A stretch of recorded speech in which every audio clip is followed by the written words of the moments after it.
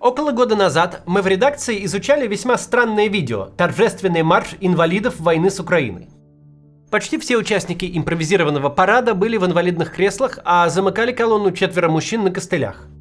Мы долго искали первоисточник и пришли к выводу, что ролик, скорее всего, сгенерирован нейросетью. Однако нынешняя реальность способна догнать уже любую фантазию. В этом году, 9 мая, в татарстанском Альметьевске прошла колонна раненых на костылях. Во главе мужчина без ног в самоходной инвалидной коляске. За участие в специальной военной операции, за охрану объектов в зоне СВО, за боевые отличия. Этот ролик точно настоящий. Парад снимали и на видео, и на фото с разных точек, а местный телеканал ЮВТ-24 даже отдельно выложил короткий ролик. Парадную коробку возглавляет гвардии полковник Муфазалов Заглан Вафинович, командир артиллерийской бригады.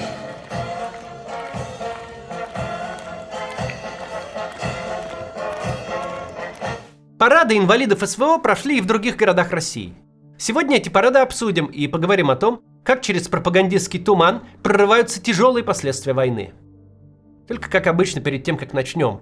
Если вас тормозит ролик или плохо работает в России интернет, в описании вы найдете бесплатную инструкцию, как можно это дело исправить. А также там есть наш рейтинг VPN-сервисов. Обратите внимание на одного из лидеров рейтинга, Blank VPN. Мы каждый день все в инструкции проверяем и актуализируем. Спонсирует эту рубрику MaxSwap. Это криптовалютная альтернатива зарубежным банковским картам. Ссылка на них также в описании.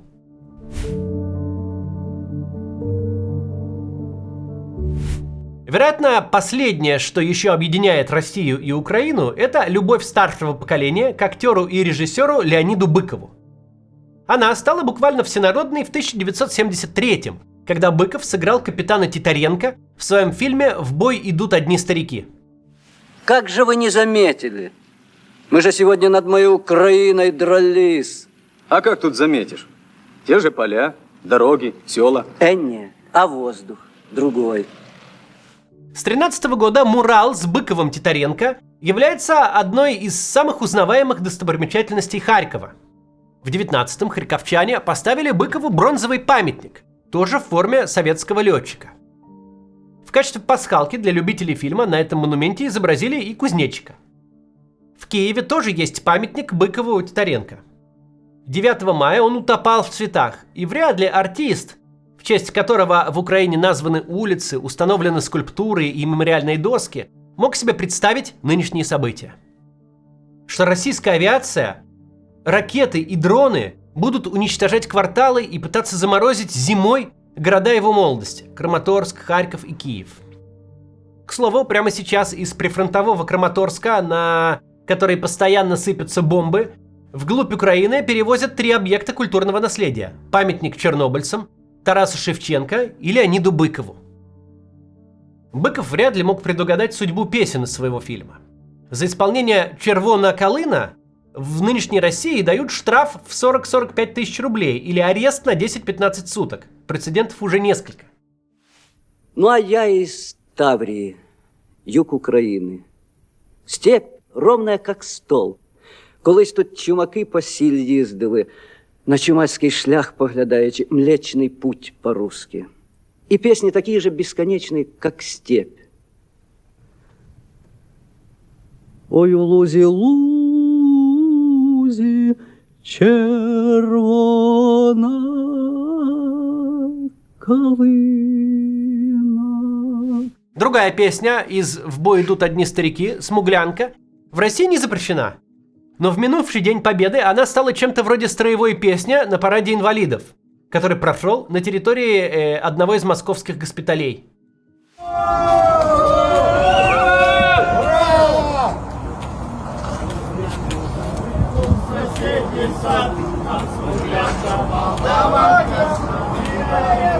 Мага! Я здесь, Мага!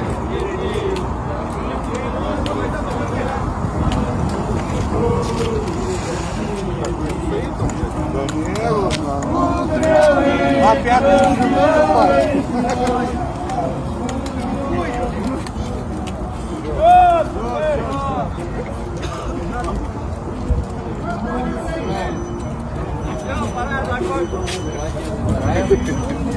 Все, на ПЗ все там. Еще один подобный марш записал Роман Мирошниченко, бывший тренер по кикбоксингу, который лишился ноги. Вместе с товарищами, потерявшими на войне конечности, он проехался под песню «День Победы». Парад состоялся на территории госпиталя в селе Вороново в Новой Москве.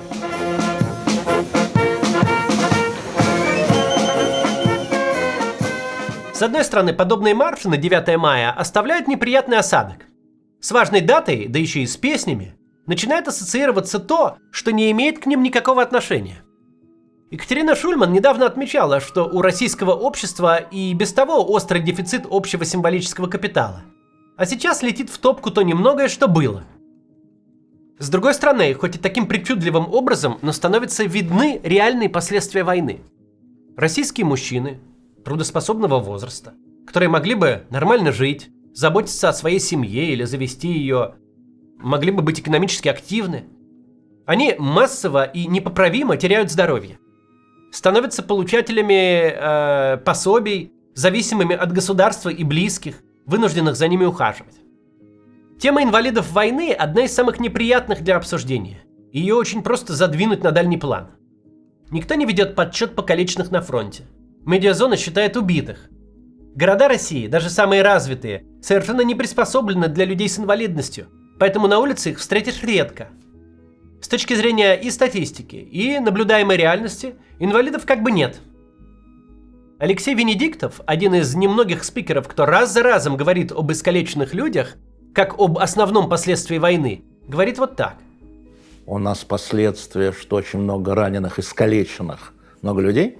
Каждый день гибнут, калечат людей, и военных, и гражданских. Экономику можно восстановить, санкции можно снять, да? Людей нельзя возродить. Ни погибших, ни искалеченных психологически. Это все. Главное последствие вооруженного конфликта какое? Гибель отцов семей, искалеченные люди, да? Уничтоженная экономика, ну, в смысле, милитаризованная, значит, другая часть экономики уничтожена. И это последствия. Уже мир заключен, людей не воскресить, конечности им не приделать, посттравматический синдром излечивается десятилетиями.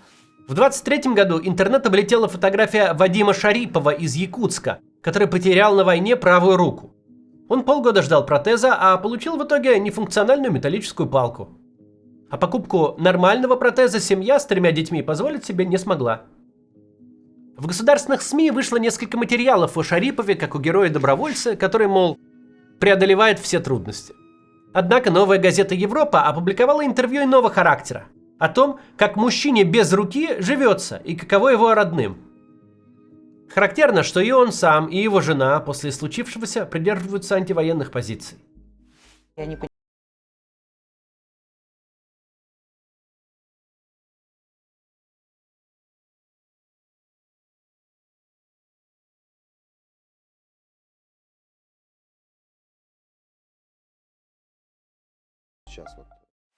История Шарипова далеко не самая пугающая. Он водит машину левой рукой, у него есть жена, а еще дочери, которым он рассказал, что купался в море и руку откусила акула. В Сергиевом Посаде проходит реабилитацию другой военный, который в 2 раза младше Шарипова. Илья Андреев лишился обоих кистей рук и обоих глаз. Вместо них теперь муляжи. За ним ухаживает мама. Но что с ним будет потом, никто сказать не может. Большая часть, конечно, пришло вот на глаза, на челюсть, на дыхательную систему. И вот руки. Руки ему сразу оторвало. То есть, когда я видела фотографию после ранения его, лицо там можно было не разглядеть. И единственное, что видел, что висел у него глаз один. Висел, просто висел. Он у него выпал оттуда. Илья Андреев учится на психолога, хочет помогать другим инвалидам войны. Он стал героем документального фильма, который вошел в программу кинофестиваля от телеканала Russia Today. Канал презентует документалку так: вдохновляющая история ветерана.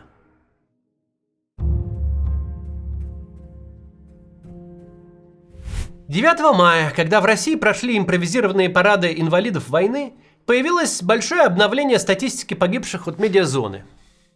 Поэтому поговорим мы и об убитых тоже. По состоянию на 9 число в поименном списке 217 808 российских военнослужащих. Впервые с августа прошлого года обновилась и оценка убитых, рассчитанная по реестру наследственных дел. Сейчас она составляет 352 тысячи россиян, погибших на фронте.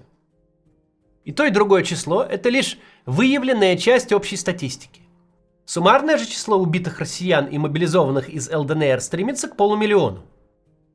И если нынешняя интенсивность военных действий останется прежней, то планка в 500 тысяч погибших будет достигнута уже к 5-й годовщине войны. Нам на глаза попался праздничный выпуск газеты «Знамя Победы», который издается в Свердловской области. Заголовок передовицы такой: «Новое поколение героев».